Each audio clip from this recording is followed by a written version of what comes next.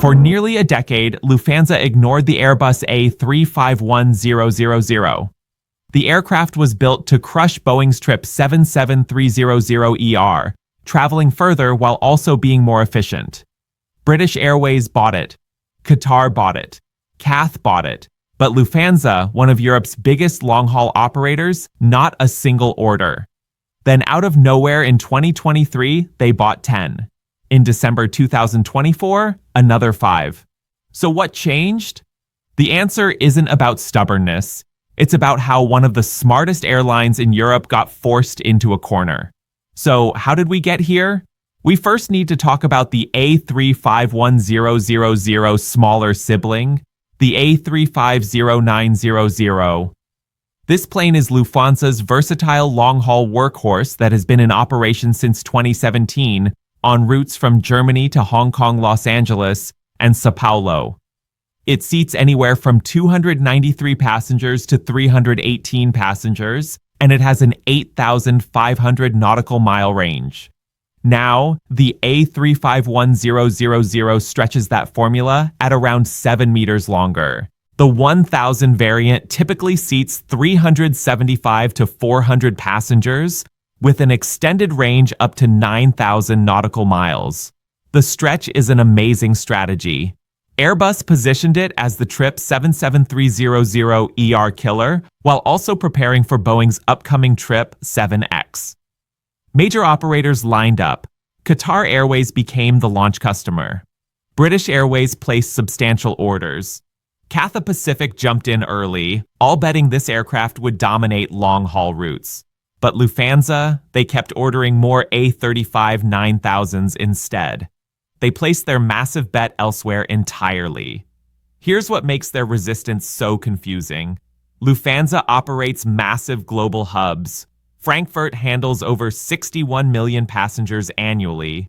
Munich serves as the carrier's secondary powerhouse. These aren't just airports. They're connection machines feeding passengers to every continent. Lufthansa's network screamed A350-1000 heavy long-haul traffic to Asia, with daily flights to Tokyo, Seoul, Hong Kong, and Shanghai. Massive North American operations serving New York, Los Angeles, Chicago, Toronto, and more. Routes stretching to South America, Africa, and the Middle East. These high-demand, long-haul routes are exactly where the A350-100's combination of around 380 seats and 9,000 nautical mile range should dominate. More seats means more revenue per flight. That range covers virtually anywhere their passengers want to go non-stop. And here's the obvious part. It already operated the A350-900. Lufthansa's pilots were trained on the systems. The airline's maintenance crews knew the aircraft. Its operations teams understood the performance characteristics. Adding the A350-1000, it should have been the easiest decision in aviation. Same cockpit, same procedures, just more seats, and slightly longer range. So why didn't Lufthansa pull the trigger for nearly a decade? The answer reveals 4 strategic calculations that separate sophisticated airline fleet planning from obvious decisions. Now first, let's talk about the overlap issue. While the A350-1000 was bigger than the 900, it wasn't enough to matter for Lufthansa's long-term vision. The 900 seats around 315 passengers, the 1,000 seats around 380, that's only about 60 to 70 more seats. For an airline thinking in fleet locks and route optimization, that's uncomfortably close. You end up with 2 aircraft serving similar missions, but requiring different operational procedures. Slight difference, but a difference nonetheless. The capacity gain wasn't transformational enough to justify the operational complexity. Secondly, Lufthansa had already made their bet. September 2013, Lufthansa became the launch customer for the Boeing 779, initially ordering 34 aircraft. This wasn't just an aircraft purchase. It was the airline's vision for the future of long-haul aviation. The Trip 79 promised something the A350-1000 simply couldn't deliver: true quantum leap capacity. We're talking about an aircraft that could seat around 400 passengers, with the range to fly nonstop from Frankfurt to virtually anywhere in the world. For Lufthansa's highest density route during peak seasons, this represented revolutionary efficiency and a solid replacement for their 747-8 fleet when the time comes. Now, let's talk about politics for just a second. This might sound cynical, but it's airline reality. Lufthansa deliberately maintains balanced relationships with both Airbus and Boeing. It's not just about getting the best aircraft, it's about preserving negotiating leverage that can save hundreds of millions over time. If you put all your orders with Airbus, you lose your ability to play Boeing against Airbus on pricing, delivery slots, and contract terms.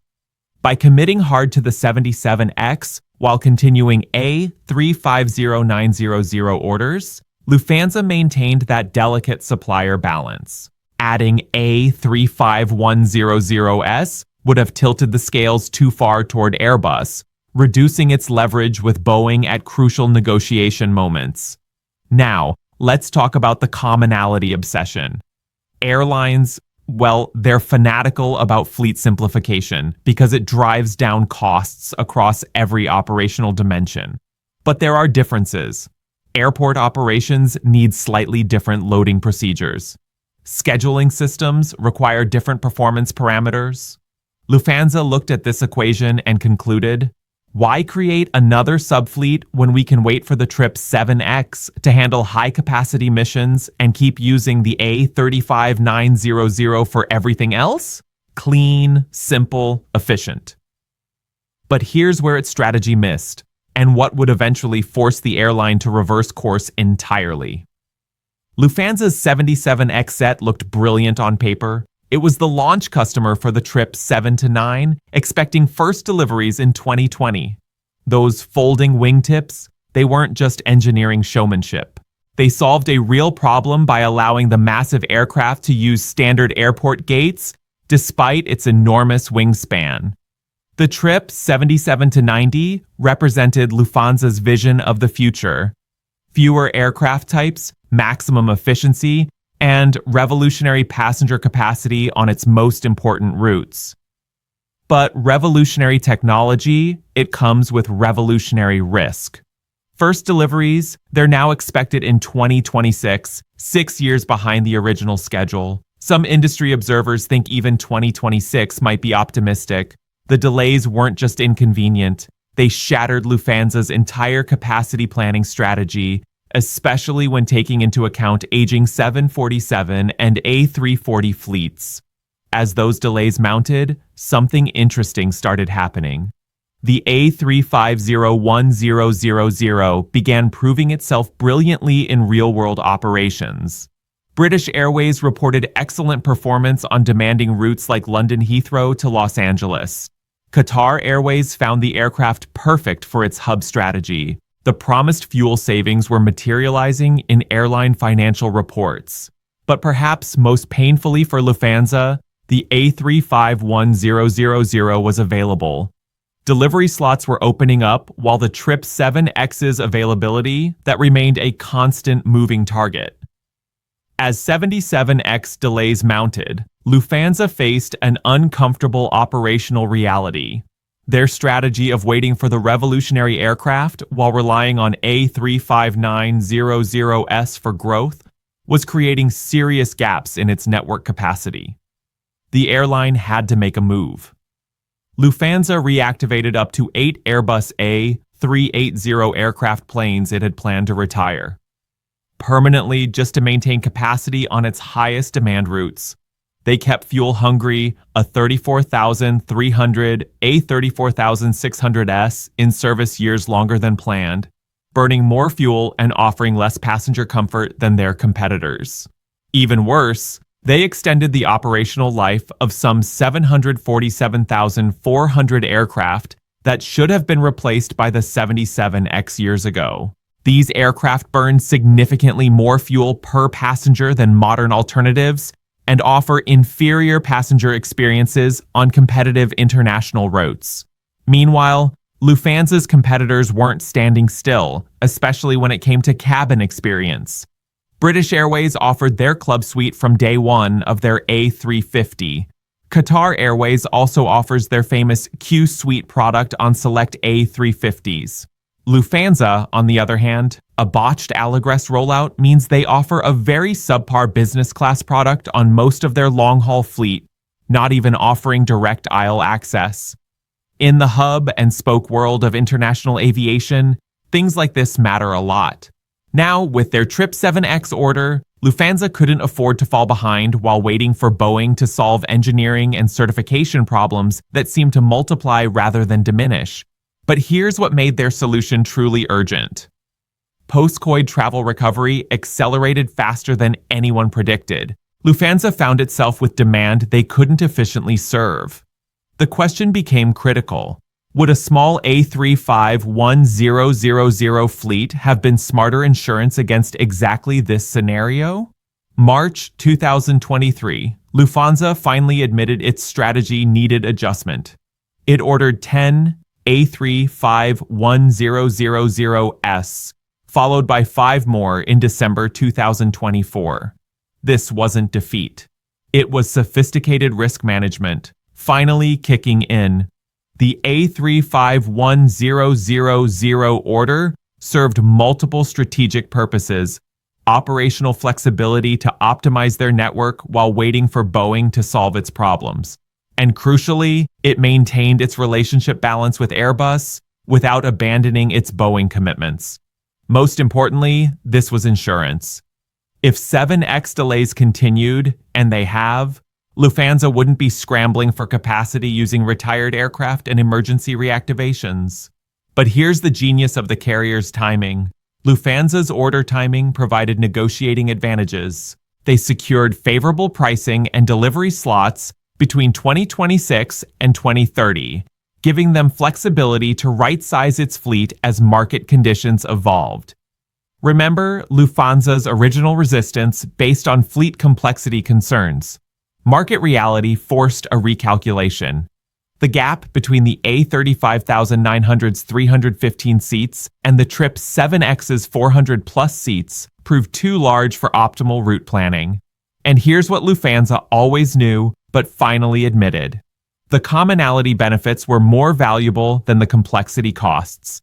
Pilots qualified on the A350-900 can fly the 1000 with minimal additional training. Maintenance crews can service both aircraft with largely the same expertise and spare parts inventory. The operational synergies it always had access to finally became too valuable to ignore. So here's the fascinating insight from Lufthansa's A350-1000 saga and why the airline's initial resistance was actually more sophisticated than it appeared. What looked like a strategic mistake, passing on an obviously suitable aircraft, was actually disciplined fleet planning. Lufthansa correctly recognized that the A35100 wasn't different enough from the A3590 to justify immediate adoption. Given its long-term Trip 7X strategy, Lufthansa preferred to wait for the Trip 7X to provide true fleet differentiation and quantum leap capacity improvements. Its original vision was clean, logical, and operationally efficient. But when Boeing's repeated delays threatened the airline's entire capacity strategy, it adapted intelligently.